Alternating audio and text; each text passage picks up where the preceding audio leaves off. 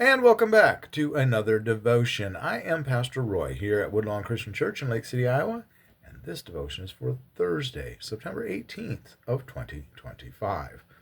We are in the book of Acts, and today we're going to wrap up chapter 22. We're going to look at verses 23 to 30, which will conclude chapter 22. Paul has been speaking on the steps going from the temple, the court of the Gentiles and the temple, up into the garrison where the Roman soldiers are being stationed there, looking over and keeping an eye on what's going on in the temple and the city as well. But they're really, it's right there over the top of the temple. And so Paul got into that ruckus. They came down, they're hauling him out. Paul asks to speak, and the tribune allows him to speak, which is kind of surprising. Seemed to only be because Paul spoke Greek so well. So maybe you should learn Greek. Maybe I should learn Greek. So we have an advantage of that. I don't know if there's any bonus to that. Whatever. So today we're going to look at verses 23 to 30. Paul was speaking. Everything was going great until he mentioned bringing the Gentiles into the fold. Then everything blew up. All of the folks were screaming and hollering and carrying on. And they're going to be carrying on here in verse 23 as well today. So we'll talk about that. So anyway, chapter 22, the book of Acts, verses 23 to 30. And as they cried out and waved their garments and threw dust into the air, the tribune commanded him to be brought into the barracks and ordered him to be examined by scourging, to find out why they shouted thus against him. But when they had tied him up with thongs, Paul said to the centurion who was standing by, "Is it lawful for you to scourge a man who is a Roman citizen and uncondemned?" When the centurion heard that, he went to the tribune and said to him, "What are you about to do? For this man is a Roman citizen."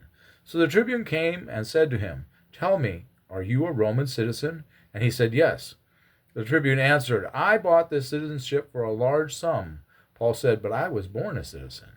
So those who were about to examine him withdrew from him instantly, and the tribune also was afraid, for he realized that Paul was a Roman citizen and that he had bound him.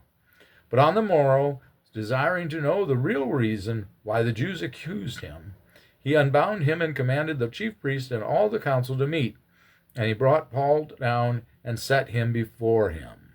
Okay, a couple things going on here, I guess. Again, one of the things that the Jewish culture did, and other cultures do it as well, to show their anguish, they tear their garments and they throw dust in the air and all of that, and it's a lot of drama. I mean, it's just a bunch of show, to be quite blunt. People are still that way, though. People haven't changed that much in all this time, these 2,000 years nearly. People tend to be a little over the top. You see a lot of that on the internet, for crying out loud. People act like the sky is falling, and they're trying to make a point, but they're definitely overselling it, in my opinion. The tribune then commands him to be brought into the barracks, and then it's like, how are we going to find out what's going on? I know. Let's beat him, because that'll get the answers we want. Might not be the right answers, but it'll get the answers we want. We don't always want to know the truth, though, do we? But that's another thing. That's another aside. So the problem is this is how Rome worked. That Rome worked by violence. The Pax Romana, the peace of Rome, was accomplished at the end of a sword. It was by violence. That was how they did peace. That's not how we're supposed to do peace as Christians. Remember that. We're supposed to be better than that.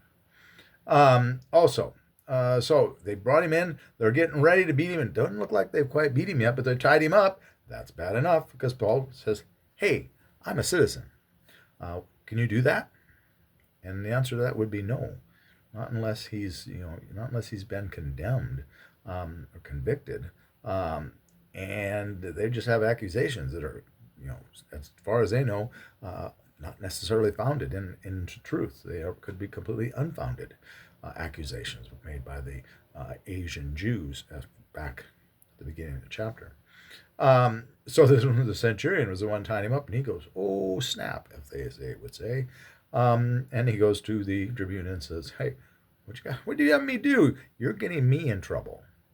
You asked me to tie this guy up, and he's a Roman citizen. You are my superior, but you're getting my hiney in the hot seat right along with you, because we're both going to suffer." And they both could have been punished severely. They could have been flogged themselves for that.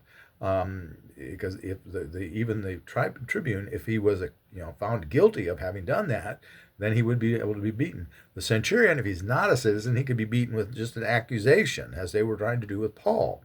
So it's like, oh, not good. And of course, the tribune is kind of confused. He's like, hey, wait a minute. I paid a lot of money for my citizenship. How do you do that? Well, Paul was born in a Roman city, Tarsus, so he is Roman. He was Roman by birth, and so that the reason that the tribune thought that was peculiar was because he's a Jewish man in Jerusalem. He didn't realize he was born in Tarsus. But he's confused by that, and so he's kind of like, okay, what's going on here? And some people seem to think that the tribune may have at one time been a slave and had bought his freedom, and all of that, but it doesn't say anything about that. So I don't know why people go off on those kinds of tangents, and I'm not going to go off on that tangent. Enough said about that. But with that, it's all about being the citizen there, and the tribune is afraid. Again, like I said. So then we have this interesting twist. I should say, had Paul not been a citizen, the whole story probably would have ended there, because Paul probably would have just gotten a really bad beating and been sent on his way. Wouldn't have probably gone any farther. It might have even been beaten to the point of dying. He might have expired. But nonetheless, which wouldn't have been thought of anything of if he wasn't a citizen. But he's a citizen, so you can't even lay glove on him, as they say. But at any rate, it could have just ended right there if it wasn't for Paul's citizenship. And it could have probably ended right there if the tribune would have just let him go. But the tribune wants to know what's going on. So the tribune takes him in the last verse there, verse 30. The next day, the tribune wants to know what's going on. So he's going to follow this up. So he takes him to see the chief priests and the council. See what is going on, what's up with this, and that's where we're going to leave it today. But again, it's kind of the interesting thing about this whole progression with Paul is there's a number of places where this whole thing could have stopped, but it didn't. It seems that Paul's destiny is that he is supposed to go through all of this.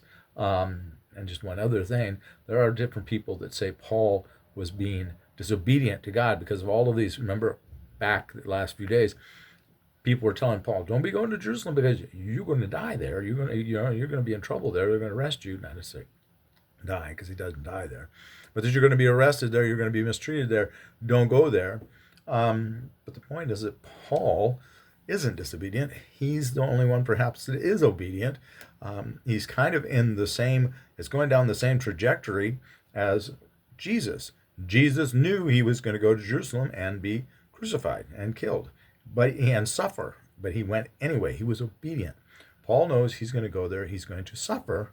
He doesn't die there. He dies in Rome, is what we believe.